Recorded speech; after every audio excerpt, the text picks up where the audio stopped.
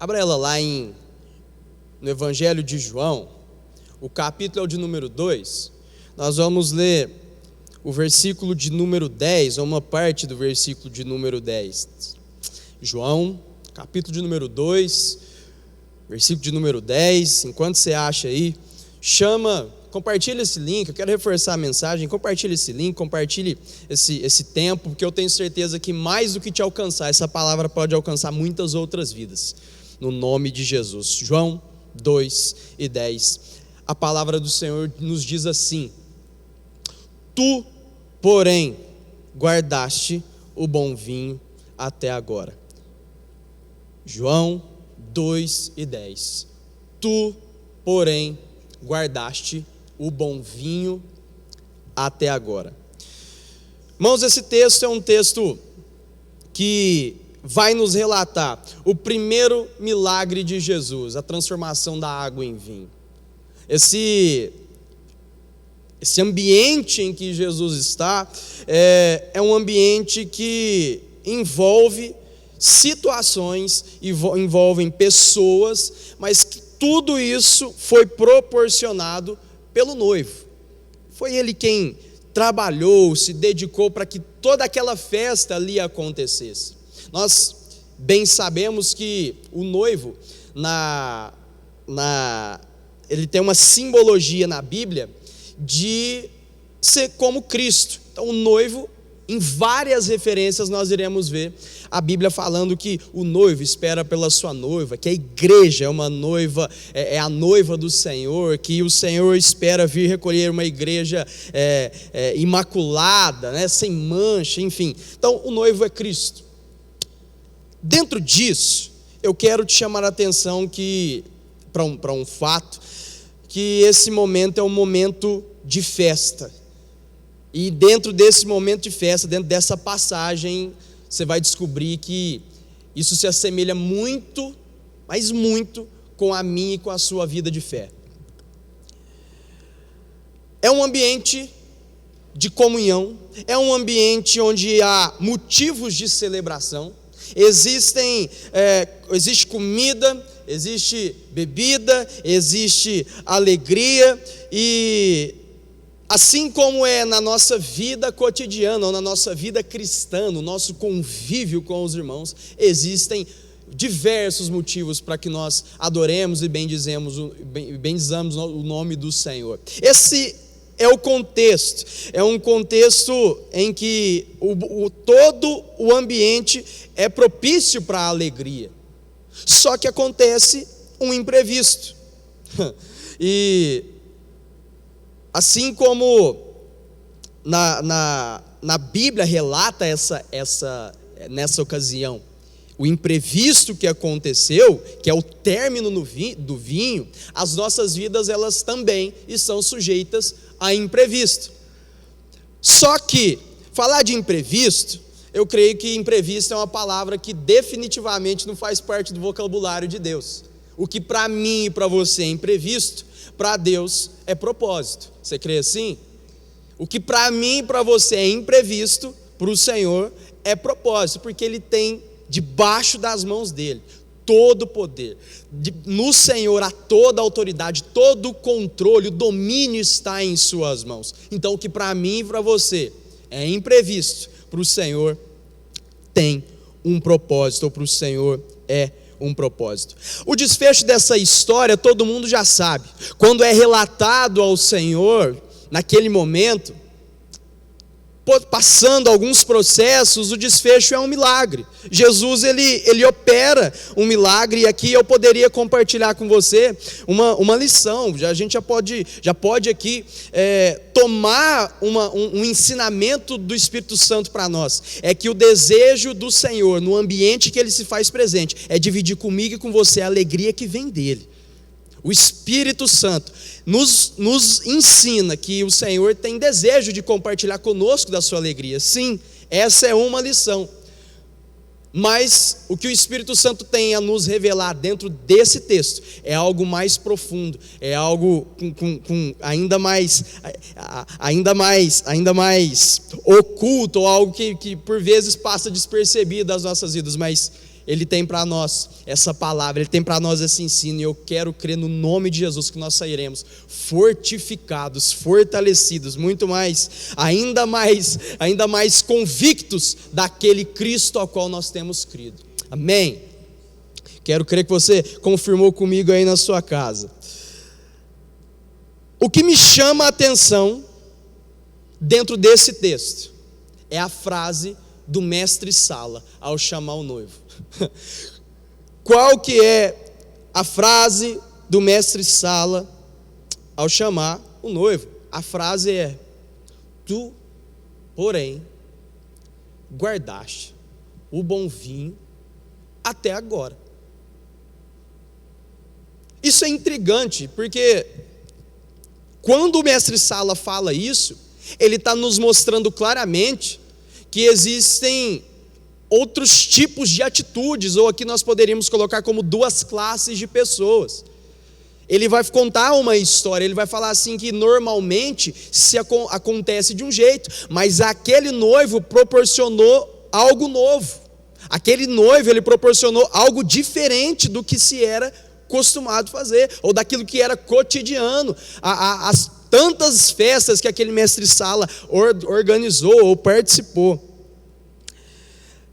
Apocalipse 2, do 1 ao 7, vai trazer a revelação de Deus à igreja de Éfeso. João vai escrever, o Espírito Santo inspira a escrever essa revelação. E a palavra do Senhor nessa revelação, a igreja de Éfeso conheço as tuas obras. Aqui está do 1 ao 7, eu vou pegar pontos importantes desse trecho. Eu conheço as tuas obras, eu conheço o teu labor. Vocês são perseverantes, vocês suportam provas em meu nome. Maravilha, que bênção é isso, né? Mas tem um grave problema, e esse problema sobrepõe tudo que vocês fazem. Qual que é o problema? O Espírito Santo vai dizer através de João nessa carta: tenho, porém, contra ti, que abandonaste o primeiro amor. Esse abandonar o primeiro amor é aquele abandonar que é no sentido deliberado, no sentido do desejo de fazer alguma coisa. Então, a expressão usada aqui é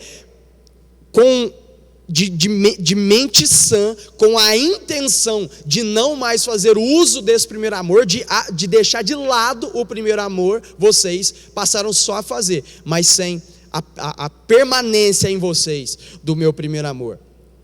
Eu tenho, olha o que o Senhor está falando para esse povo. Eu tenho contra vocês que vocês fazem as obras certas pelos motivos errados. Olha o quanto isso é sério. Vocês fazem as obras certas, mas os motivos são completamente equivocados. O Espírito Santo adverte em última instância: eu tenho contra vocês, Éfeso, igreja em Éfeso, que vocês perderam a minha essência. Esse é o recado do Senhor para aquela igreja: vocês perderam a minha essência, e porque perderam a minha essência, tudo que vocês fazem para mim não tem valor. Se não tem a minha essência, eu não recebo como adoração. Isso é muito, muito sério e merece uma atenção. Talvez você nunca tenha parado para pensar nisso, mas é para isso que a palavra vem ao nosso encontro, porque a palavra nos lava. Mas a forma mais sutil que existe na minha e na sua vida de perder a essência do Senhor é quando eu pratico na minha vida um fazer desenfreado. E esse fazer que sobrepõe, muitas vezes, até aquele momento do Senhor falou: calma, vem conversar comigo, deixa eu te orientar. Nós por vezes estamos tão convictos daquilo, que aquilo é vontade do Senhor, e nós nos ocupamos do fazer, e nós nos ocupamos com tantas coisas, e por vezes nós nos esquecemos de consultar o dono da obra, perguntando: Senhor, isso é vontade do Senhor ou é a minha? A essência que há em mim é a essência do Senhor ou é uma outra?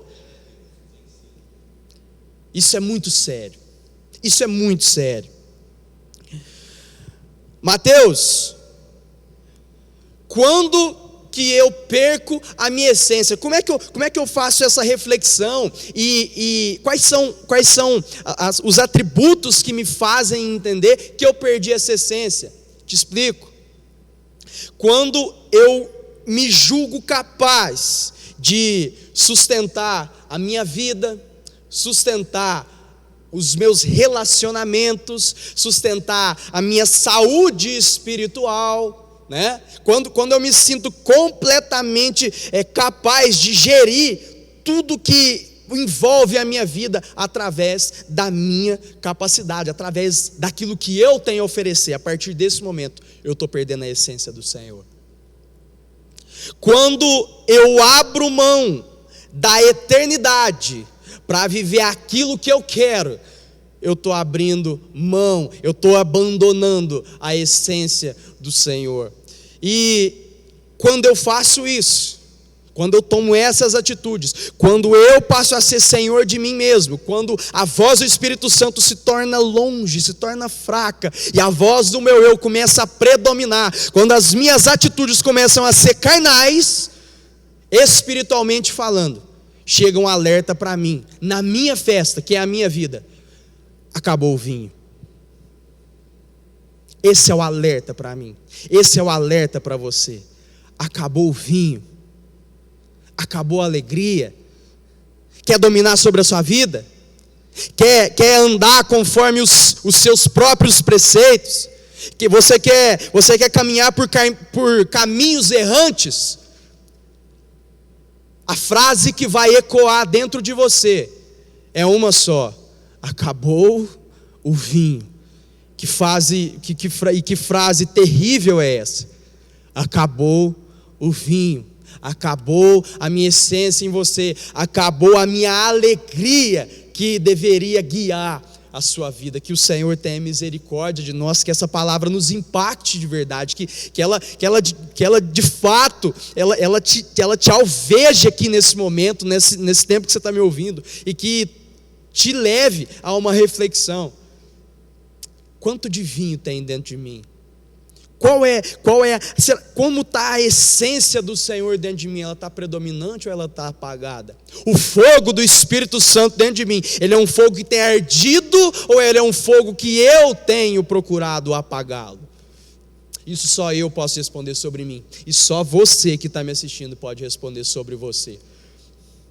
Abra o seu coração, abra sua mente, esteja desejoso para ouvir e principalmente para praticar aquilo que o Espírito Santo tem a nos ensinar, para que nós saiamos desse panorama de regência própria e possamos viver uma vida de completa dependência no caminho do Senhor, de completa dependência abaixo das mãos do Senhor.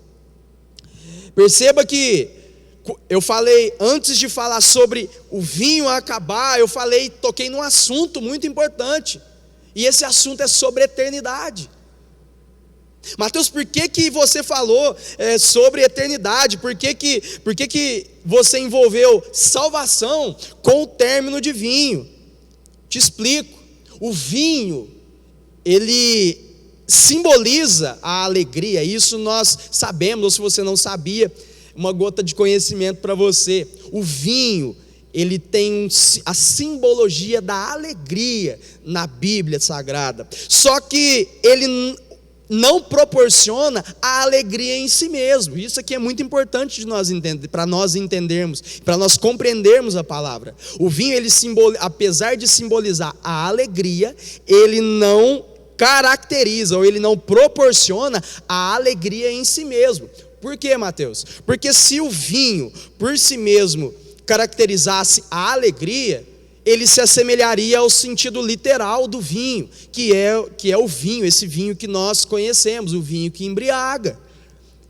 E não é esse o sentido, na verdade, o atributo do vinho que faz com que ele proporcione alegria na minha e na sua vida. Escute isso. O atributo do vinho que proporciona alegria na minha e na sua vida é porque ele tem a simbologia de ser o sangue de Cristo.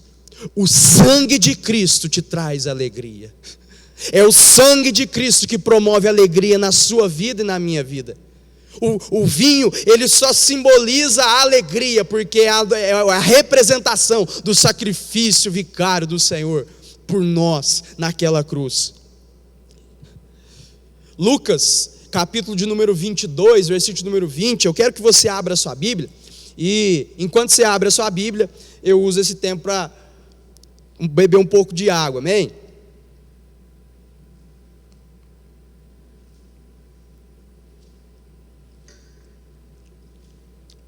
Olha isso, dentro do que nós falamos a respeito do vinho.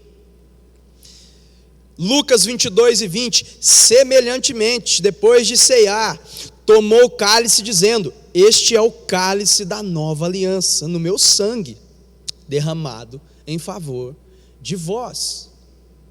Isso aqui é Jesus ceando com os discípulos, antes de subir para o Monte das Oliveiras. Isso aqui é Jesus pegando e falando assim: olha, antes desse texto nós leremos assim, o Senhor pegando o pão e nos ensinando aos discípulos que aquele pão representava a carne dele. E aqui ele vai falar que aquele cálice, o que tinha dentro do cálice, Mateus? Tinha justamente o vinho, e o vinho representava o novo, o sacrifício do Senhor, a nova aliança, o novo testamento do Senhor, que me alcançou e te alcançou, e é por isso que nós temos motivo para nos alegrar. É o sangue dele que traz alegria para mim e para a sua vida.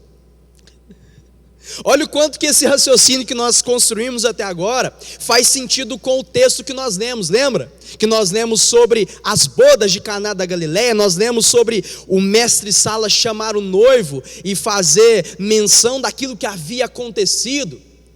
Olha o quanto a continuidade do raciocínio tem uma lógica dentro do que nós falamos. Observe, Efésios 2, versículo de número 1, vai dizer assim: Ele quem? Jesus Cristo, Ele vos vivificou, estando vós mortos em vossos delitos e pecados. Ou seja, Cristo nos deu nele uma nova vida. Esse é o motivo da nossa alegria, a vida que nós ganhamos no Senhor. O motivo da nossa esperança é a vida nova que nós ganhamos no Senhor, e com essa vida nós temos acesso ao céu. Irmãos, o que é o casamento? E olha isso, nós acabamos de ler que o Cristo, Ele morreu por nós, e com a sua morte Ele me vivificou, Ele te vivificou.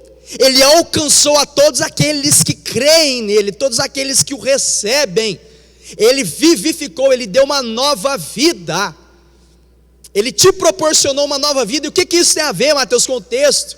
O que é o casamento, irmão? Senão o início de uma vida nova. O que é o casamento para aqueles que são casados? Como que era a sua vida de solteiro e como é a sua vida de casado? É uma outra vida. O seu tempo é dedicado de uma forma diferente. As suas responsabilidades são responsabilidades diferentes.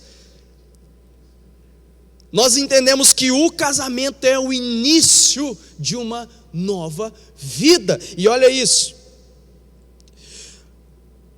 O mestre Sala chama o noivo e vai fazer uma afirmação ao noivo. Ele vai expressar ao noivo o seu espanto. Ele vai dizer assim para o noivo: olha, versículo de número 10, lá de João, que nós lemos, João 2 e 10, olha: todos costumam pôr primeiro o bom vinho, e quando já beberam fartamente, servem o inferior. Irmãos, essa fala do mestre Sala para nós, para o noivo nessa passagem, é justamente a afirmação do Espírito Santo para mim e para você. Qual que é a afirmação do Espírito Santo para mim e para você? Você e eu não somos como todos os outros são. Nós somos diferentes. Olha, Entenda o paralelo que nós estamos colocando aqui. O mestre Sala está falando: olha, eu acompanho muitas pessoas, eu acompanho muitos casamentos, e o normal é que isso aconteça, ou seja, o entendimento é, o normal é que seja feito, o cotidiano é que quando as pessoas estão fartas, que eles começam a servir o vinho que é inferior, mas tu, porém, eu gosto disso. Tu, porém, guardaste o bom vinho até agora. Irmão, o Espírito Santo fala para mim e para você: existe uma diferença aqui entre aquele que serve e aquele que não serve. Existe uma diferença descomunal entre o meu servo e aquele que não é o meu servo, entre aquele que me aceitou e vive segundo os meus preceitos e aquele que é o ímpio e que não quer saber de nada que eu tenha a oferecer a ele. Existe uma diferença. A aplicação espiritual para nós aqui nesse tempo é essa. É o mestre Sala falando: existe uma diferença. Eu notei uma diferença. O mundo não age dessa forma, mas você guardou até agora o bom vinho. Por que nós não somos como os outros? Porque 1 Pedro 2:9 vai nos dizer. O que o texto nos diz? Eu vou ler aqui, mas acha aí também. A Bíblia vai dizer assim, vós, porém. Esses poréns são tremendos. Vós, porém, sois raça eleita, sacerdócio real, vocês são nação santa, povo de propriedade exclusiva de Deus. O que o Espírito Santo está falando para mim e para você? Você não foi chamado a governar a sua própria vida. Não combina. Você não tem capacidade disso. Você vai se frustrar. Os seus caminhos serão caminhos de morte. Não combina com você. O Senhor nunca vai te capacitar, o Senhor nunca vai te ajudar a você, a te colocar habilidades que promovam você cuidar da sua própria vida. O desejo do Senhor nunca será esse para você. Nós, definitivamente, nós não fomos chamados a viver um evangelho com motivos próprios. Nós não fomos chamados a viver um evangelho por nossas próprias opiniões. O evangelho do Senhor não funciona assim. O evangelho do Senhor é regido por Ele. O evangelho do Senhor é a verdade segundo Ele, não segundo o que eu acho, nem o que eu penso. Importa que Ele cresça e que eu diminua. Importa que a vontade dEle seja feita na minha vida e não a minha. Irmãos, os irmãos podem imaginar, eu fico pensando o quanto de entrega, o quanto Paulo era dado ao Senhor quando ele vai falar que já não vive ele, mas que Cristo vive nele. Já não vivo eu, mas Cristo vive em mim. Irmãos, Paulo está falando: olha, não importa as minhas vontades, não importa aquilo que eu desejo, importa o que o Senhor deseja para mim, e é isso que eu faço. Eu cumpro a vontade do Senhor sem resistência. Quando eu falo que a minha vida é do Senhor, quer dizer que eu cumpro os desejos, os desígnios dEle, sem nenhuma resistência. Será que você pode dar um glória a Deus ao nome do Senhor? Será que você pode glorificar o nome desse Deus que cuida e que Ele tem desejo, Ele deseja que você entregue a Ele, entregue o seu coração totalmente, sem reservas a Ele, aos cuidados dEle? Será que você pode glorificar esse Deus?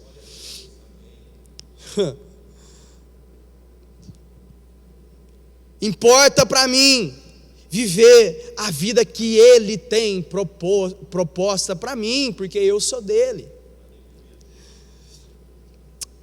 Olha esse texto, Romanos 11, versículo número 17. E tu, sendo oliveira brava, foste enxertado em meio deles e tornaste participantes do que? Da raiz e da seiva dessa oliveira. Irmãos, entenda isso. A seiva está para o galho, assim como o sangue de Cristo está para a minha vida eterna. é a essência, é o que me mantém vivo, é a minha esperança e é a sua esperança. O fato de mim estar arraigado ao Senhor me garante que enquanto eu estiver nele, enquanto os meus pensamentos forem ele, enquanto o centro da minha vontade for fazer a vontade dele, eu tenho a vida eterna. Se eu permanecer nisso, até que ele venha me buscar, então eu estarei com ele, cearei com ele, e ele conosco, assim como diz a palavra do Senhor.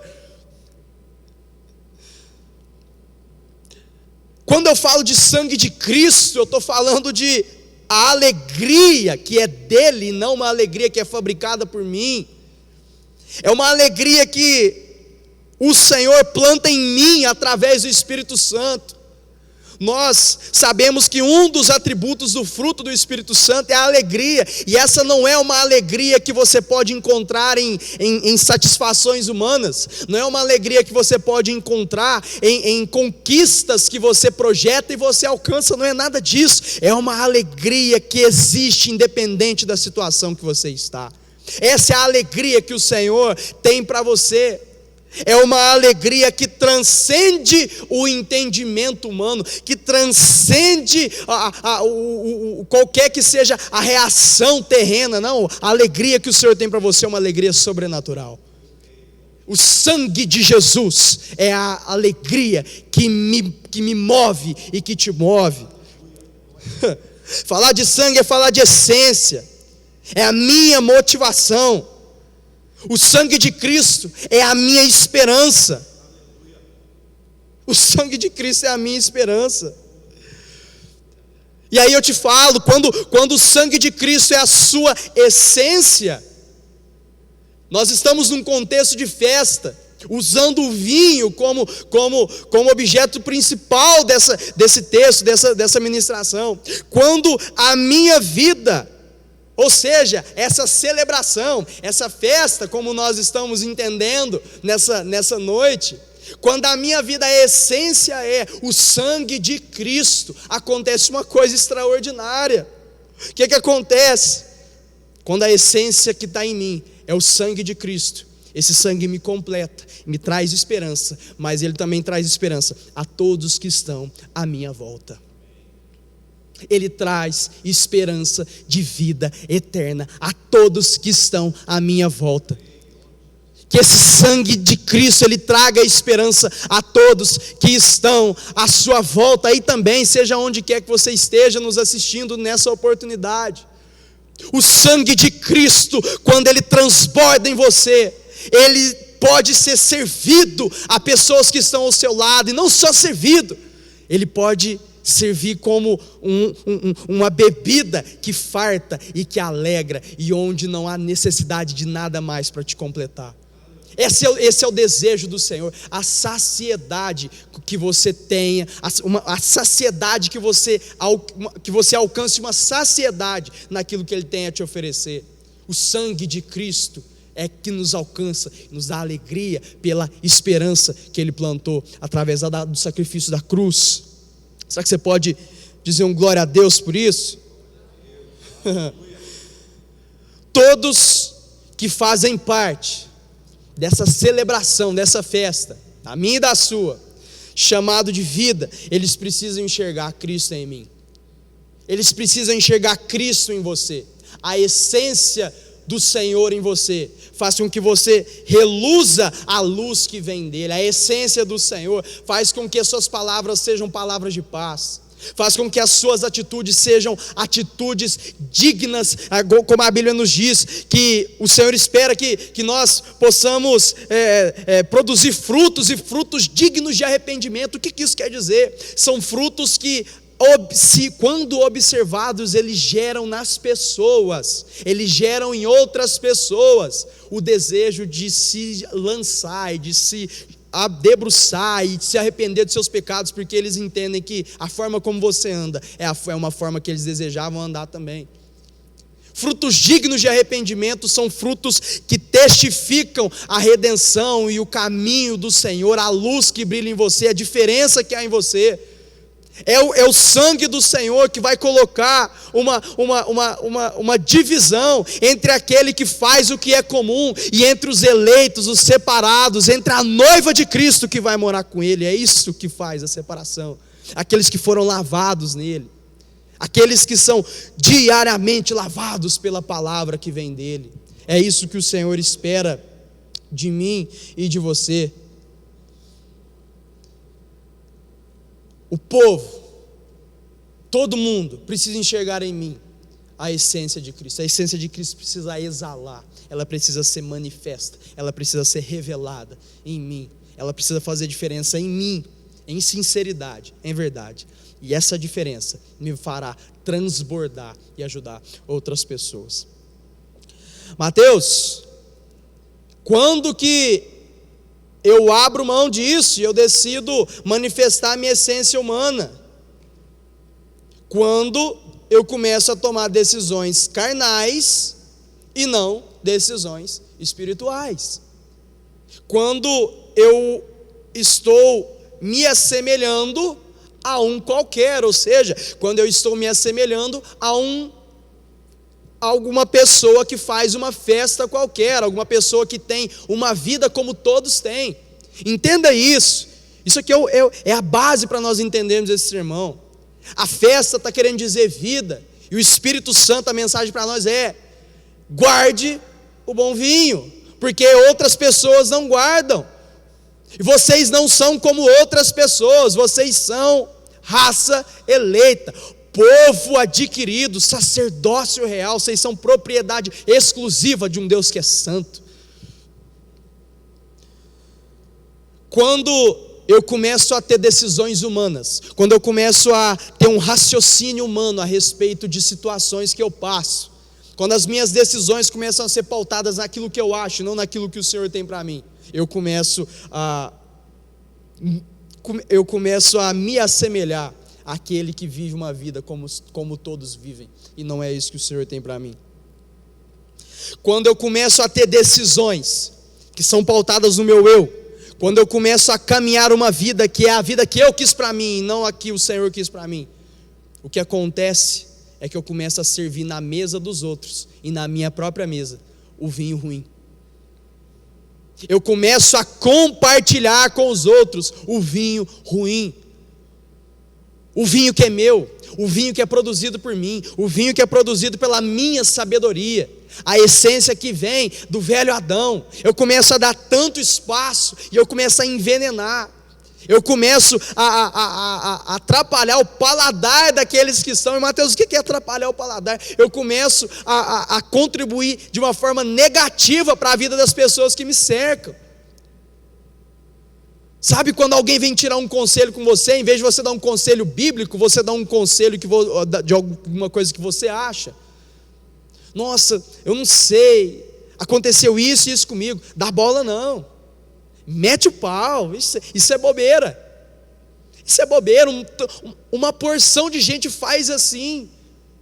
Não, você acha que Deus vai levar em consideração isso? O Deus que é 3 vezes santo leva em consideração isso, porque o Deus que é 3 vezes santo, Ele espera que você e eu estejamos completamente entregues a Ele e procuremos nos parecer com Ele. Mateus, quando que eu sirvo à mesa um vinho ruim, ou seja, quando é que eu espalho esse vinho ruim às pessoas? Quando eu abro mão da verdade para agradar alguém. Quando eu uso de mentira para conquistar alguma coisa que eu quero. Tem mais, Mateus? Tem. Quando eu sou omisso. Quando eu sei o que é certo, mas eu decido não fazer o que é certo, ou não alertar sobre o que é certo, porque aquilo vai me trazer algum tipo de trabalho, e eu não estou afim de trabalho. Quando, isso daqui é muito, muito importante, eu queria sua atenção para isso. Quando eu uso a fé como um amuleto, eu estou servindo um vinho ruim às pessoas que estão ao meu redor. Quando a minha obediência ao Senhor, a minha obediência à palavra, entre aspas, ela é baseada numa expectativa de benefícios próprios. Eu estou servindo ao outro a pior qualidade de vinho. Eu estou servindo a outra essência que é carnal e não a essência que vem do Espírito Santo. Oh, irmão, como nós precisamos pedir ao Senhor que Ele de verdade esquadrinhe os nossos pensamentos, assim como o salmista diz, que Senhor, sonda-me, conhece os meus pensamentos, sonda o meu coração, se eu ver se há em mim algum caminho que não te agrada, mas em última instância, Senhor, o meu pedido ao Senhor é que o Senhor possa me guiar pelo caminho eterno. A essência do Espírito Santo, o sangue de Cristo como sendo a minha essência, vai me guiar pelo caminho eterno. Será que você pode glorificar o nome do Senhor? Irmãos, entenda isso. O grande milagre de Deus para a minha festa, o grande milagre de Deus para a sua festa é trazer à memória aquilo que te traz esperança. É trazer à memória aquilo que produz fé no meu coração e no seu coração. Talvez essa palavra, e eu creio nisso, eu gosto sempre de, quando tem oportunidade de ministrar, o meu desejo é que o Espírito Santo, ele martele, né, usando uma expressão bem tranquila para nós, bem conhecida, muito clara, que o Espírito Santo de fato martele isso dentro de nós. Sabe, o meu desejo é que essa palavra te faça lembrar, ou te traga uma reflexão do quanto você tem sido autossuficiente, do quanto você tem caminhado no caminho que é seu e não o caminho que o Senhor tem para você. Sabe, de verdade, nós precisamos parar um pouco para refletir sobre a consequência do vinho ruim da minha vida, na sua vida, mas principalmente a consequência do vinho ruim para aqueles que estão ao nosso redor, para aqueles que compartilham comigo e com você a nossa vida. Se a nossa vida é essa celebração, nós iremos ver que não é uma celebração sozinha, ou seja, você não foi criado para viver sozinho, você tem um mundo que te cerca, você tem pessoas que te cercam, e você é espelho para essas pessoas. E qual tem sido a sua responsabilidade para com essas pessoas? Qual tem sido o vinho que você tem servido para essas pessoas? Talvez, e eu quero crer, esse talvez que seja um talvez profético mesmo, um talvez que te traga uma introspecção. Talvez essa palavra, ela tenha te feito lembrar do texto, lembrar do acontecido, e perceber que existe aí dentro de você, ou você está se vendo como uma talha vazia, sabe, numa situação em que o seu sorriso mascara algumas coisas, uma situação em que as suas atitudes, elas não traduzem a verdade que existe dentro de você, talha vazia, sabe, quando já acabou, talvez quem está ao seu redor não percebeu ainda, mas já acabou o vinho, e você, e eu, e todos nós, por vezes, por orgulho, por ter um coração duro, nós nos encontramos como na parábola do semeador. Aquela semente cai em uma terra, mas é uma terra pedregosa, é um caminho de pedra, e essa semente ela até chega a germinar, ou seja, ela até chega a fazer um sentido, só que ela não tem espaço para criar raiz, porque o coração está duro demais, está tomado demais pelo seu eu, pela sua vontade, tomado demais pelo meu orgulho, pela minha arrogância, e isso só esvazia a sua talha, isso só te faz uma talha vazia, isso só faz a sua festa uma festa falida, uma festa fracassada. Mesmo com Jesus ali, sua festa pode estar fracassada, e é isso que eu quero te trazer atenção, te fazer ficar atento com isso. A igreja de Éfeso fazia muito. A igreja de Éfeso tinha as atitudes corretas pelos motivos errados. O que movia a igreja de Éfeso fazer, até fazer no nome do Senhor, não era o Senhor.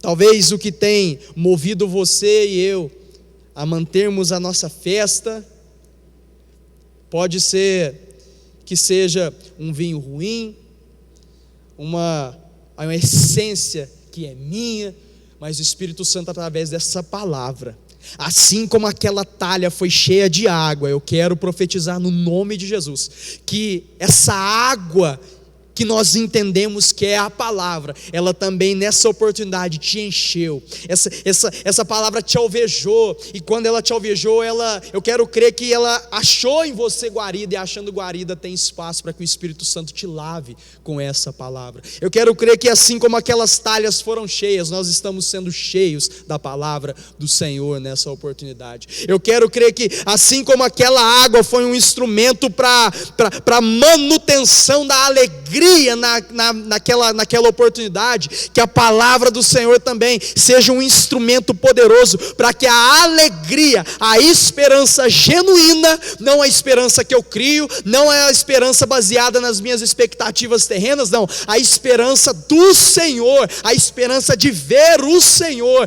que essa água, que essa palavra seja um instrumento poderoso para que o Espírito Santo trabalhe e me devolva a você essa firme esperança, esse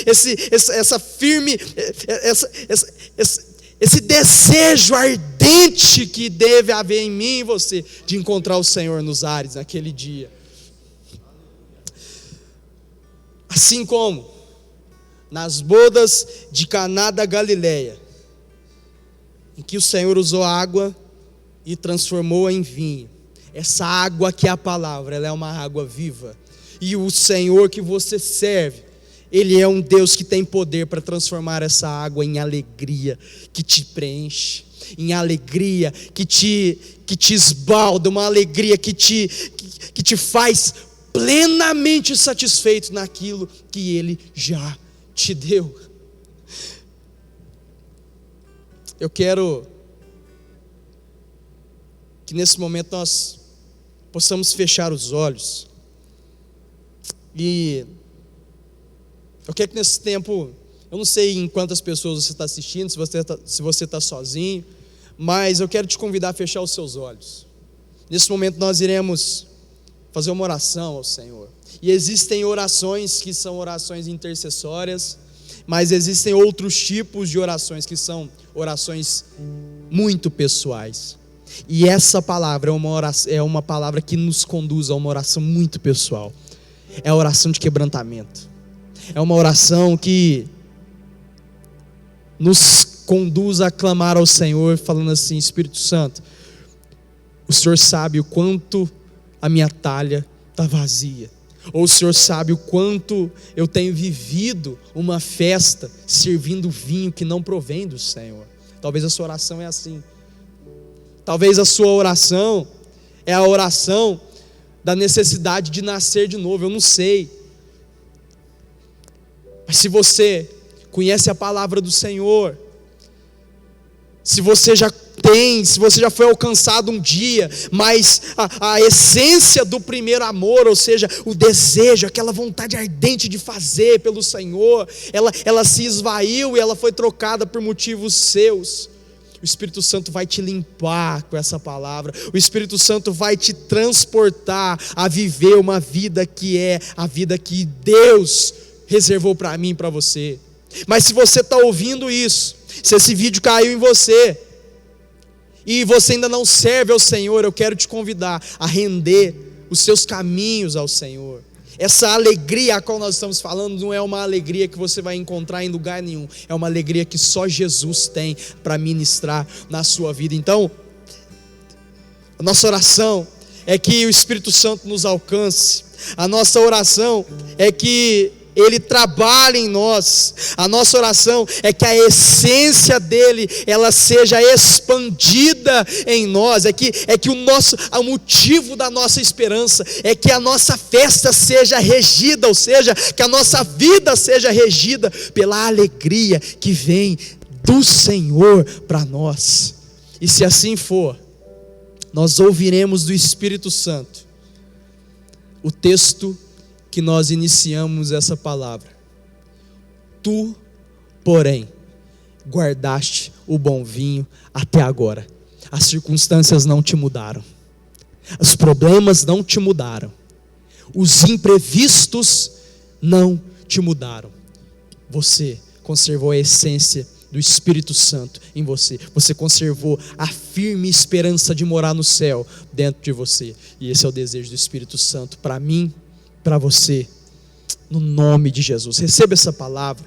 Nós adoraremos o nome do Senhor. Enquanto nós adoramos, eu quero te convidar a usar esse tempo para render adoração ao Senhor, e você vai falar: Senhor, o Senhor é santo. Obrigado, Pai, pela sua palavra. Obrigado, Espírito Santo, porque o Senhor me ama. Obrigado porque a sua palavra me alcança, porque o Senhor tem cuidado de mim, mesmo eu andando por caminhos que por vezes não te alegram. O Senhor tem um cuidado especial, sobrenatural, um zelo sobre a minha vida, e eu te dou graças por isso. Entrego a minha vida ao Senhor.